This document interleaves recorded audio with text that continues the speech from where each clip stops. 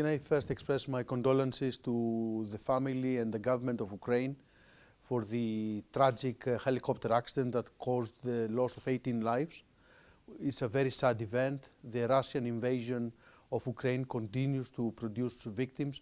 It is very important that the international community remains firm in resolving the Ukrainian crisis in a fair way.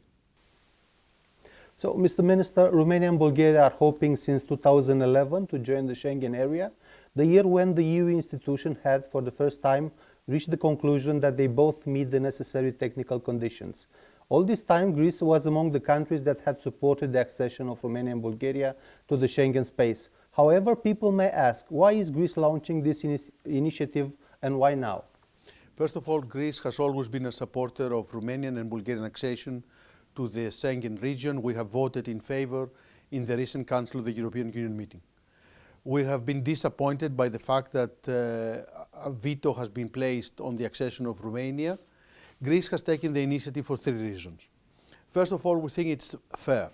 Bulgaria and Romania have met all the conditions, they have complied fully with the Schengen acquis, and therefore they are duly entitled to join the Schengen zone. Second, we think that it's very important in battling irregular migration that we have more, not less Europe. The fact that Romania and Bulgaria will join Schengen, it will mean that more security for Europe will be provided. And I think that needs to be a common goal. And thirdly, it's also important for Greece. We have been very clear from the very beginning. It allows us to connect from Greece to the rest of the European Union through Bulgaria and Romania. It's very important for the tourist industry. It's very important for economic cooperation bilaterally and also within the European Union framework. So I visited Austria. I met with the Austrian Chancellor, Karl Nehammer, my Austrian counterpart. I also met the Bulgarian Minister of the Interior and today the Romanian Minister of the Interior. We're working together with the Presidency of the European Union, currently held by Sweden, and with the European Commission to find the necessary steps to resolve this crisis sooner rather than later. Following the diplomatic contacts you have initiated and the presentation of the priorities of the Swedish presidency of the EU Council in the European Parliament, what do you think is a realistic time frame for further Schengen enlargement? I think, first of all, we need to agree on the concrete steps that need to be met for Austria and for Netherlands to waive their veto. And this is what we're trying to do now, and also there will be a number of bilateral meetings that will take place in the coming weeks. Hopefully we will make an announcement at the informal council in Stockholm of the steps that we have taken by now. It is very difficult at this stage to put a time frame, but I would hope that we will resolve the crisis within 2023. After the failure to join the Schengen space in December, many Romanians, including state officials, have spoken about the uncoupling of Romania and Bulgaria in this process, considering the fact that Bulgaria is also facing, like you said, unlike Romania, the opposition of Netherlands.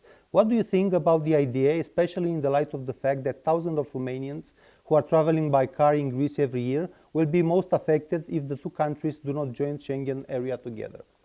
I think it will be very difficult both practically and politically to decouple the two applications. It will mean that there will be need to have a Schengen border erected between Bulgaria and Romania for a short period of time. That will be enormously complicated. It will require a redesign of the whole Schengen process for Bulgaria and Romania. And also politically, both countries have met the requirements. We do understand that there are some additional concerns about Bulgaria, but these have to be resolved, and they are being resolved by the European Commission by producing the necessary documentation about the application of the rule of law principles in all EU member states. So I think the progress could be made also in the case of Netherlands, and I should be meeting my Dutch counterpart soon. The heads of EU institutions had all said last year that Romania and Bulgaria will join the Schengen zone in 2023. What do you think it would mean if Romania and Bulgaria would not succeed to join Schengen this year either, having in mind the long history of disappointments of the two countries in this respect? I think, first of all, it would be very negative for the Schengen region itself. All European Union member states should eventually join Schengen. I think that must be a goal, and that is how we will foster a stronger feeling of cooperation and security for the European Union.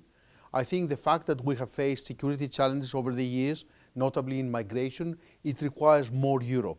It requires more structural and institutional cooperation, and the lack of Romania and Bulgaria, it is a handicap for the Schengen zone itself. You have had discussions last week in the frame of your initiative with the Austrian Chancellor Karl Nehammer and the Interior Minister Gerhard Karmer. What was the response of the two Austrian officials? How they received your initiative concerning the Schengen accession of Romania and Bulgaria? More generally speaking, how do you see the demands of Austria in the area of migration and asylum? As I also said in the Council meeting in December, I appreciate that Austria has faced considerable migratory pressures. And I think we have reached a time that most EU member states are genuinely complaining about the level of arrivals in 2022. So it becomes even more critical to protect the external borders of the European Union. And what I discussed with my Austrian counterpart and with the Austrian Chancellor is that by protecting the external borders of Bulgaria and Romania can only be positive for the European Union. Also, I think it will be positive for the European Union for Frontex to become again active in Hungary to ensure that the current Schengen area is well protected at the external border. I think the initiative of Greece is well received, and we hope that we will have a fruitful conclusion.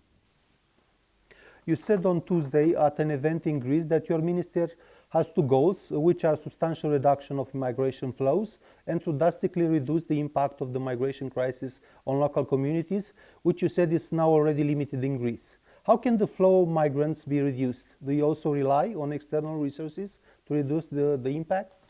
I think Europe needs to have two targets in discussing the new pact on migration and asylum. First of all, Europe needs to find ways to reduce the overall arrivals in the European Union, and to that end, there's a number of things that can be done. First of all is strengthening the external dimension, more agreement with countries of origin and countries of transit. We need to put more emphasis in protecting the external border. I think fences need to be built where they are needed. It is the less violent way of protecting the external border. This is the one set of priorities that the EU should have. The second set of priorities, we need to find a more equitable way, a more effective way of providing solidarity to first reception countries. Dublin is obviously out of date. A lot of Commission officials have said that on the record, that Dublin is dead, but we are still yet to find the alternative, the evolution of Dublin. And I think that needs to be reached through the new Pact of Migration and Asylum. Greece is a strong advocate of having progress on this pact, but we don't see yet considerable progress made on the element of solidarity. So one final question, if I may. A lot of people are saying that EU is starting a Schengen reform this year, so the Commission will do a presentation and then the interinstitutional process will begin. Do you think that the launching of this Schengen reform will be an obstacle for the enlargement of Schengen and the accession of Romania and Bulgaria? I think on the contrary, it makes it even more urgent that Bulgaria and Romania join so they can become active participants in the debate for the evolution of Schengen.